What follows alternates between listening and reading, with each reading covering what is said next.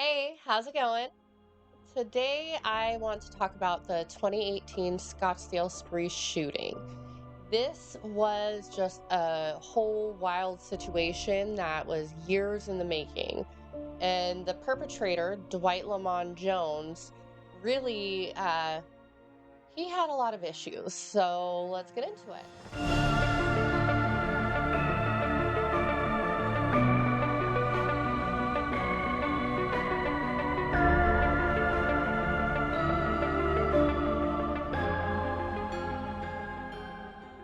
Dwight Lamont Jones was born in 1956.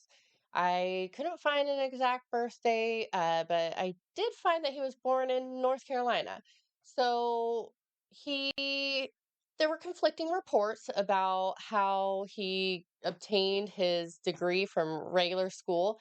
One report said that he had graduated from a Missouri high school, but another report said he got his GED. But either way, he ended up, when he finished school or got his GED, he ended up joining the army. Now, that did not last very long. Dwight ended up being hostile, aggressive, and depressed. Just a really bad mix. So he ended up leaving the army, and he was really young when he ended up finding the love of his life, Connie Jones. Connie and Dwight were married in 1988. They had met when Connie was 18, and Connie was wonderful. She had a lot of drive. She actually ended up going to medical school and becoming a diagnostic radiologist.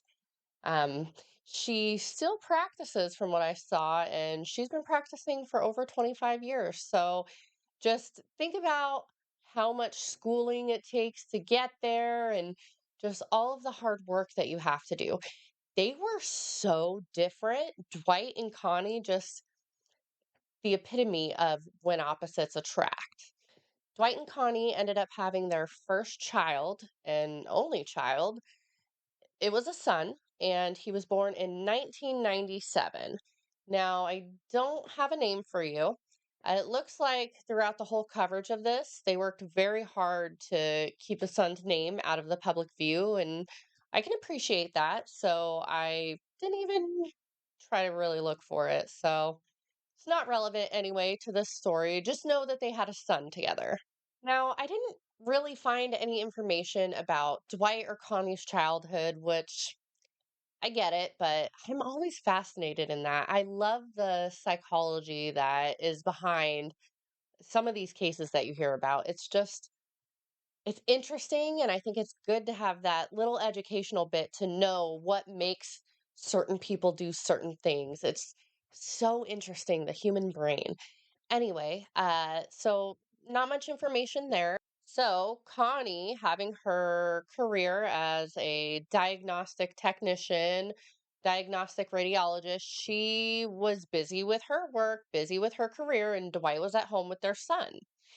Dwight ended up really, I think he had opportunity that he squandered because Connie, when she does interviews and what have you after the whole situation, she ended up talking about how she had seen his mental health declining, and she tried to get him to go to get help, but he wasn't about to go and do that. And it'll make more sense here in a little bit.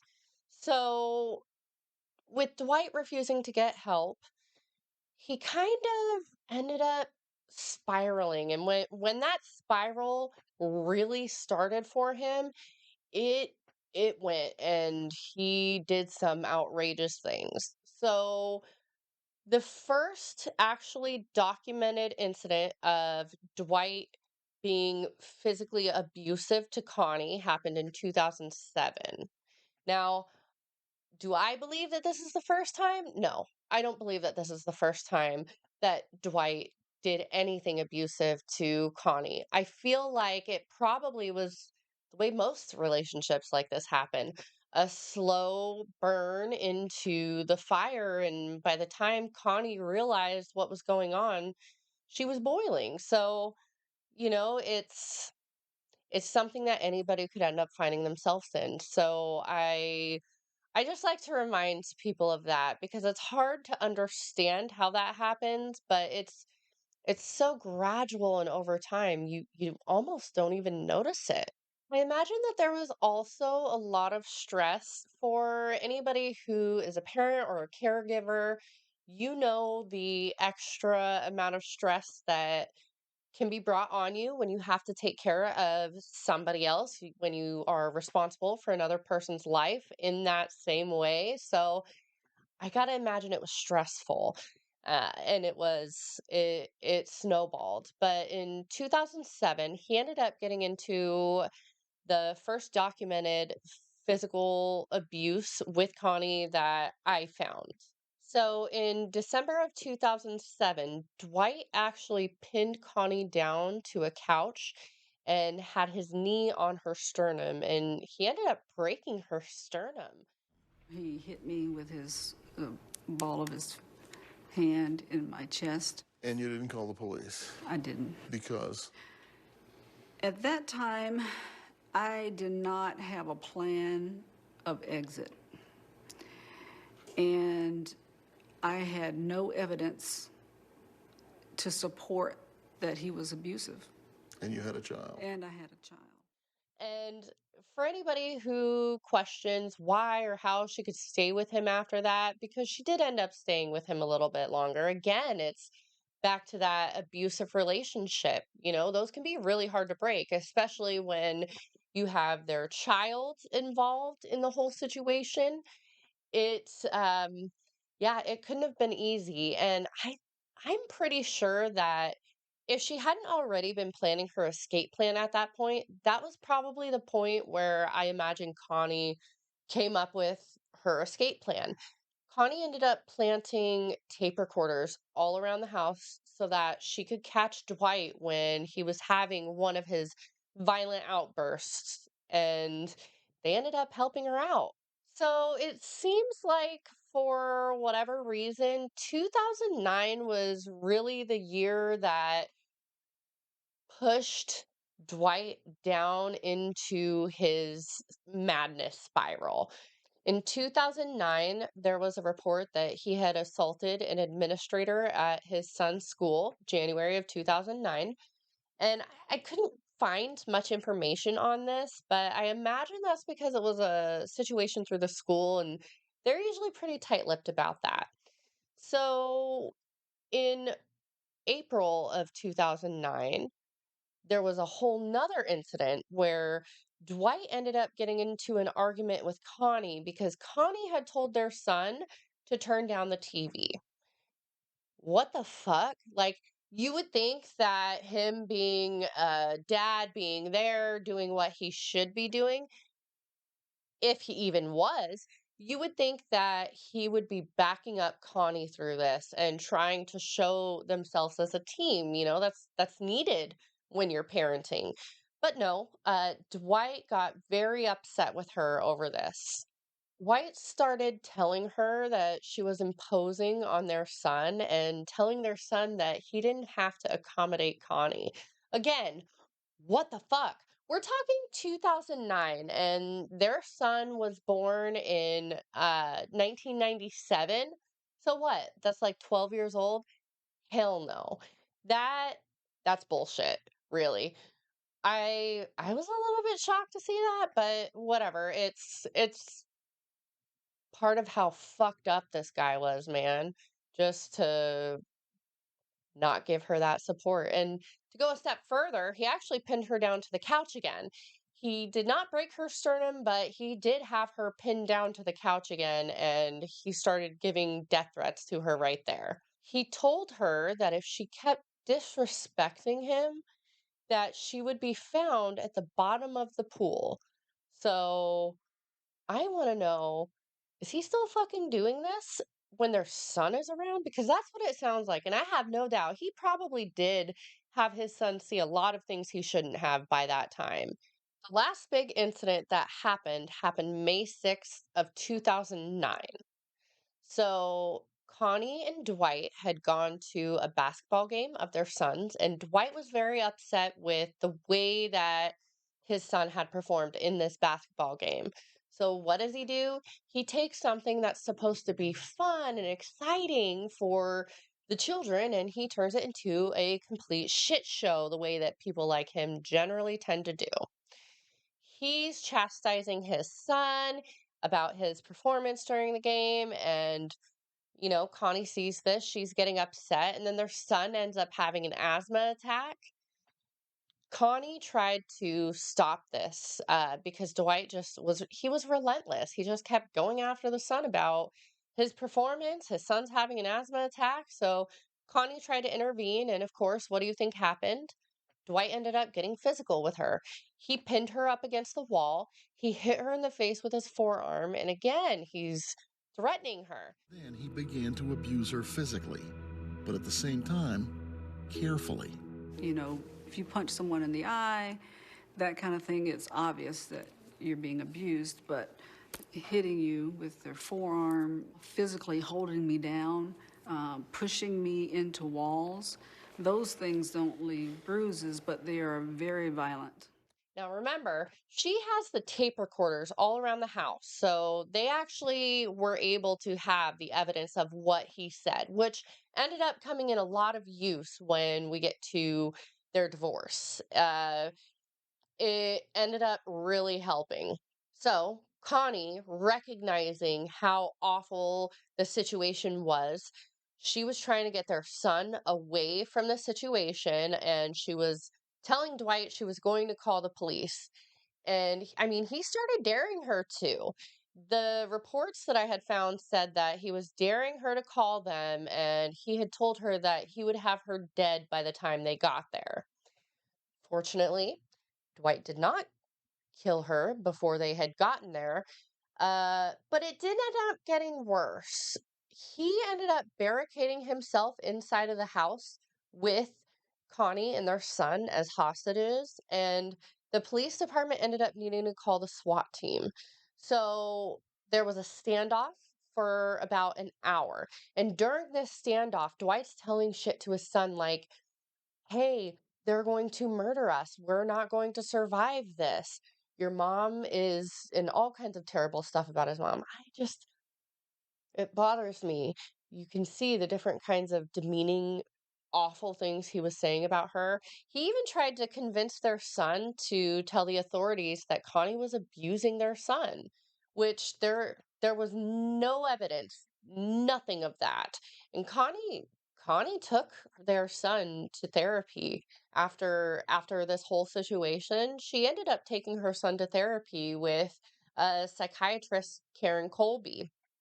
But it was unfounded demands on Dwight's part. There was nothing going on. The mom was not, Connie, she was not abusing their son. So the way that SWAT standoff ended up finally coming to an end, Dwight had taken their son and used him as a human shield when he was exiting the house. How fucked up is that? Can you imagine what that must have been like? Their poor son. You always think about parents dying for their children, but parents using their children as shields, it's gross. It's just gross. After this, Connie ended up divorcing Dwight 6 days later. That's when she filed the paperwork. The way that this was handled might frustrate you. I like that Connie pushed for him to go to an involuntary mental health hold because he needed an evaluation. Everybody needed to know what exactly was going on with him. He needed a diagnosis to go along with everything that was happening for him. So that's what she pushed for. And for some reason, I didn't see that Dwight had gotten any jail time for this. And that just bothered me. I don't really understand that, but okay. That was pretty violent. I feel like those kind of people should be locked up. After holding his son captive in that standoff with police in 2009, he was allowed to plead guilty to disorderly conduct, which did not prevent him from legally buying the handgun he used to kill. It would have been safer for everybody, but so anyway, when Dwight was committed, he ended up being evaluated by Dr. Stephen Pitt. Dr. Stephen Pitt was a renowned psychologist, and he worked on some really big cases. He worked on the baseline killer case. That's a case that happened in Arizona. He also worked on the JonBenet Ramsey case and the Kobe Bryant case and the Columbine massacre. He was there, and he was very well known, very well respected in the industry. So, Dr. Pitt had indicated that Dwight had a mood disorder, anxiety disorder, and features of antisocial, narcissistic, and paranoid personality. This was a terrible combination to have. I know that his brain had to have been a very twisted, dark place. Dr. Pitt predicted that without the correct treatment, Dwight would end up spiraling and explode one day, and he wasn't wrong. Dwight was prone to violence, and he had an obsession with Connie, as reported by Dr. Pitt. And all of this just worked out to some real nasty stuff in the end. For their divorce proceedings, Connie ended up hiring Elizabeth Feldman, an attorney in the area that apparently did a really good job with her case. Meanwhile, Dwight delayed everything. He ended up going through 9 attorneys. That's insane. But I want to say it's probably because his attorneys kept telling him what would most likely end up happening, that he was not going to get custody of their son. And you know that with that bit of narcissistic personality, he definitely believed that he knew better. Dr. Pitt, Paulette, and Karen all ended up testifying at the case. Remember, Karen Colby is the psychologist that their son was seeing, and Paulette did the evaluation for custody, and then Dr. Pitt, of course, had diagnosed Dwight with all of the mental health conditions that were brought up as an issue there. Now, other than the supervised visits with his son, Dwight really, I think that they were pretty fair to him. Well, let's be real. The supervised visits were more than fair to him. He shouldn't have been able to see his son at all. And I mean, I'm surprised that they only gave him supervised visits, but the court wants to still try to make sure that the dad is involved, and that's great in most cases, but Dwight was just unhinged and should not have had access to his son. White ended up getting a 6-figure settlement from all of their investments as a couple, and he ended up getting $6,000 a month in alimony or spousal support, and that was that. There are different reports. Some say that he had been in the extended stay motel in Scottsdale since that time. Other reports had said that he had a permanent residence apartment. I'm not sure really which is right, but that was what was out there. He basically, whether it was an apartment or a hotel room, he ended up downsizing quite a bit, and his visits with his son completely changed. Just it must have been a whirlwind of everything, and he really only had himself to blame. Now, Connie knew Dwight very well, and while this should have been the happy ending for her, she gets to get away from her abuser, that did not end up being the case because she knew that Dwight could hold on to a grudge. This guy really had sticking power when it comes to holding a grudge and stewing and all of the emotions that he has, to where he's volatile. He was volatile. To help with protection for her and her son, Connie ended up hiring a retired police detective, Rick Anglin. So Rick Anglin helped get her set up with different safe houses and helped her get set up with they had trained attack dogs, and finally they ended up hiring 24-hour security. Connie got trained in firearm handling, and her and her son, they ended up having to miss out on going out to restaurants together, having family time, going to the holidays.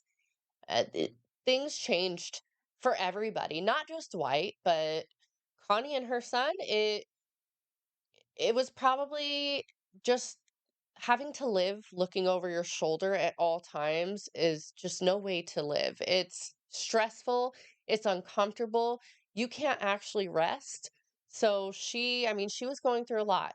I'm happy that she had all of this available to her. Not everybody who escapes a relationship like that, a volatile, abusive relationship, really has the ability for that. So I'm really happy for her that she did. And this is it. This was Connie's life after the divorce and how she had to live for years beyond it because, like I said, she knew Dwight and she knew time didn't matter with him. He would end up getting his revenge whenever he was ready. Now, remember all of the diagnoses that Dwight had and the personality traits that he had as dictated by Dr. Pitt? Well, he still had that, and he went with no treatment. Having no treatment for that really, really helped snowball his conditions until we get to 2018. In the years between the divorce and 2018, Dwight just stewed in it all. He sat there and he pored over the divorce documents and he came up with this obsession with the Punisher. For those of you who don't know, the Punisher is a Marvel comic about an anti-hero vigilante who ends up going around working at taking revenge for against those who killed his wife and children. It seemed as though Dwight ended up identifying with this character so much, he built it into part of his whole personality and situation. There was one thing that I think that Dwight did that was good for him during this time that had been reported on was he used to go and regularly play tennis with his friend Mary Simmons. Um, that was weird. I don't know why it was weird, but I guess it was just weird just to know that Dwight was an avid tennis lover. Interesting. Just one of those things. So, in the weeks leading up to the murder spree, Dwight started a YouTube channel. And on this YouTube channel, he actually named it Exposing Lowlifes. And it seemed to be just a whole channel targeting Connie. And that's where he was spewing his conspiracy theories, really pushing the idea that everything that had been reported was wrong. He had his whole retelling of the SWAT incident, just everything that would make him look as though he had the better light. And this is something that you see with narcissists.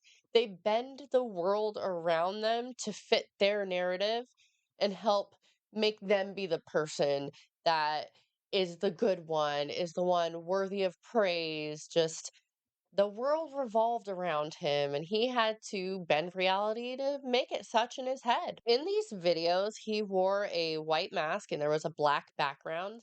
People who enable sexual assault should be held accountable. They should go to jail just like the pedophile, just like the rapist.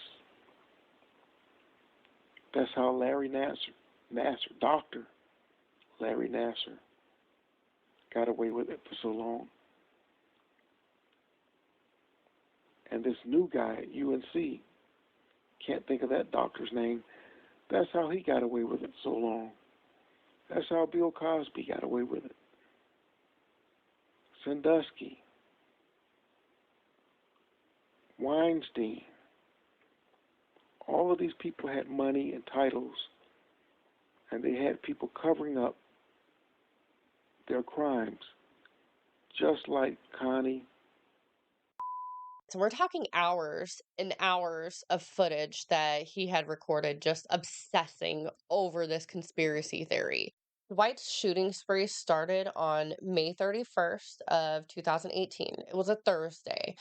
And he started with one of the people that he blamed as part of the inner circle of the whole conspiracy that Connie had set up, Dr. Stephen Pitt. He went to Dr. Pitt's office at the end of the day and he was driving his gold Mercedes that he still had. And there were even a couple of people that they were there, but they weren't close enough. They were close enough to hear screaming, and they were close enough to hear the weapons and see Dwight get away in the gold Mercedes, but they weren't close enough to actually identify him the best, because the report that they ended up giving to the police and the sketch that was drawn was of a white man in a black cap.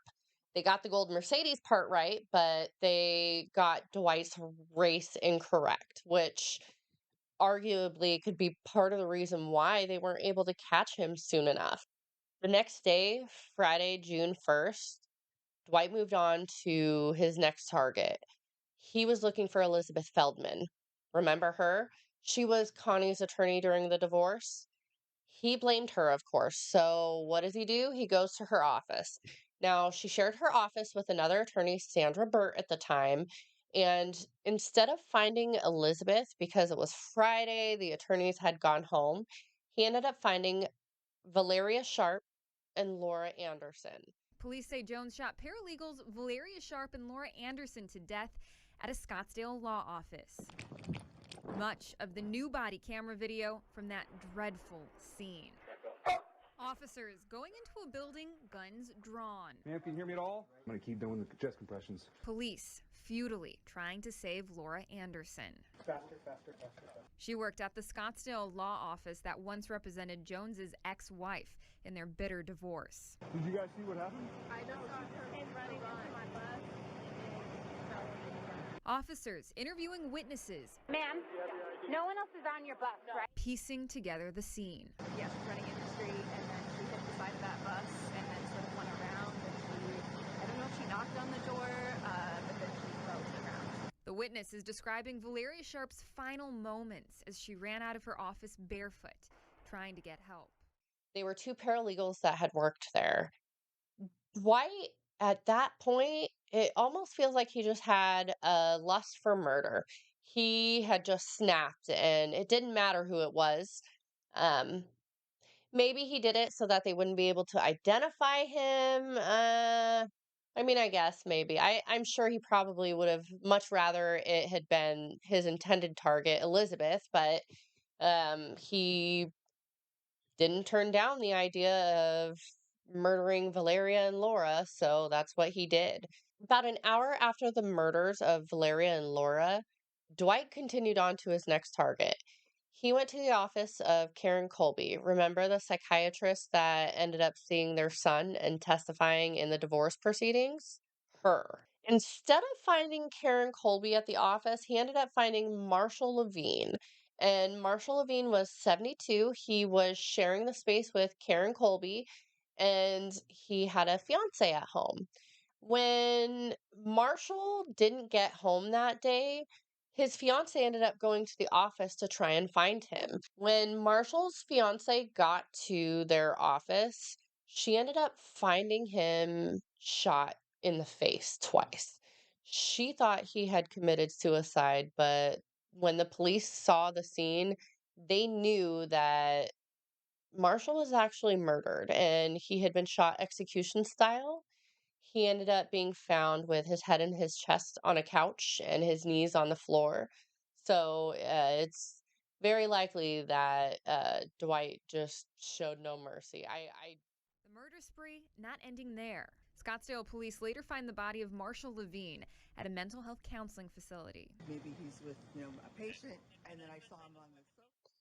There were no cameras. There was no reporting on what exactly happened there. So I don't think they ever actually found out for sure how the scene went. Now, the Scottsdale Police Department and the Phoenix Police Department ended up working on this together. And by 9 o'clock on that Friday, 9 o'clock p.m., they were able to determine that the scene between Dr. Pitt and the scene at Elizabeth Feldman's office, where Valeria and Laura had been murdered, they were murdered with the same kind of bullet. They had found the same shell castings left behind, so they were able to link it. And in doing this, they also really worked together on this. It was good. I always get really impressed when the authorities can work together in the different jurisdictions to do the best for just the people in general. So good on them. Saturday, June 2nd, Connie and her husband Rick were actually watching the news,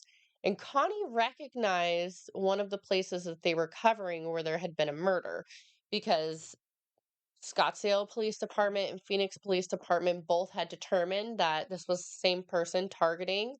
Um, they had questioned Elizabeth Feldman if she had any connection with Dr. Pitt, and she didn't. She only had used Dr. Pitt for one case, and that was for the divorce between Dwight and Connie. But Sandra, the other attorney that practiced out of that office, actually had used Dr. Pitt a lot. So between that and between the witnesses at the first scene reporting the perpetrator as a white man, they didn't end up pinpointing Dwight. But the difference came on that Saturday when Connie and Rick had seen the news and they made the connection. They actually called and they left a tip. And while everything was going down in the Valley of the Sun, they ended up going up north and hiding out in one of their safe houses. The beloved gold Mercedes that Dwight kept in the divorce was ultimately how the police ended up finding him. They saw him around 3:30 p.m. close to Scottsdale Road and Shea Boulevard. From then on, he had people tracking him. They followed him to an apartment complex where he visited a friend, and then they followed him to McDonald's where he got an ice cream cone, which, June, it's hot, it's Arizona. If you've ever been in the Valley of the Sun, it's definitely earned its nickname. So at McDonald's, he didn't just get an ice cream cone. He also ended up throwing away a 22 caliber Beretta pistol. He had wrapped it in a white grocery bag and threw it in the dumpster outside. Now, I don't really know. I mean, he didn't use this weapon in his shooting spree, so I'm not sure why he did it. He did get it, though, earlier in the day from his final two victims. The handgun either belonged to Mary Simmons or Byron Thomas, her husband. They were murdered at their home, shot by Dwight. They thought somewhere between 11 a.m. and 2 p.m., so right before the police ended up finding Dwight. The killings not ending there. Two more victims, Mary Simmons and Brian Thomas, found dead in their Fountain Hills home. It's not clear why he ended up shooting them. Some people speculate that it's because he had asked them to borrow money, but they refused to. But the weird thing is that there was nothing taken from their house. So it still is just unclear exactly why he ended up taking their lives. Now, it wasn't very clear what the connection was between Mary Simmons, Byron Thomas, and Dwight at that time, but further on, when they started talking to Dwight's family, they ended up finding out about how he played tennis pretty regularly with Mary. So I mean, the connection was there, but still, we will never know exactly why. Police had determined they were ready to make a move on Dwight. So, Monday, 5 a.m., Monday, June 4th, 5 a.m., they cleared out the extended stay. They got everybody out and they did their best to do it stealthy, but they weren't stealthy enough. I think that maybe the paranoid personality that Dwight had really had something to do with this. I bet he was already looking out the window and maybe he had an idea somebody might be following him. Maybe that's why he had thrown that pistol in the trash. Um, anyway, Dwight ended up seeing that they were moving in on him. So first he tried to do a firefight with them. He exchanged some bullets and he ended up probably feeling the walls closing in and he actually took his own life there. He was found in the hotel room wearing a Punisher t-shirt. He had a matching hat and wallet. He had a couple of the Punisher magazines with him, some DVDs, and totes of the documents from his divorce. Connie doesn't really speak much about this incident, but she did give a statement after the whole event. This tragedy has profoundly affected me and my son. Firstly, because we know that we were the primary target for Dwight Jones, and we are very grateful to be alive today. Secondly, we feel great sorrow for the families and for the victims, 6 innocent people who were killed at the hand of a maniac. Again, leaving her son's name out of it. But she did say that probably the best thing that came out of it was his death. And I don't know if I agree. I think for Connie, her actually getting her freedom was the best thing.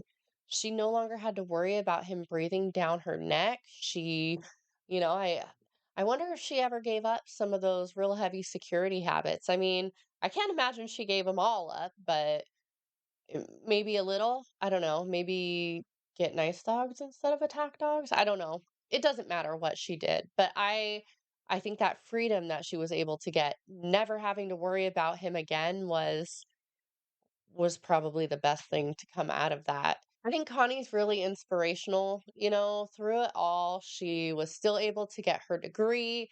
She was still able to do everything she could for her son, and it's inspiring how hard everything must have been for her and how she was able to get through it all. She's been a radiologist now for more than 25 years, and she has a book. I'll leave a link down below to the website for Connie's book. And just beware, guys. People are crazy, and I mean, people are not crazy like that every day, but they're out there. Keep an eye out. Make sure that you're paying attention to warning signs and you're reaching out for help if you need it. Or, I mean, if you see somebody who needs help, offer a smile and, see what you can do if you're able to. Thanks for coming by today and sitting through the whole story with me. I appreciate you and have a good day.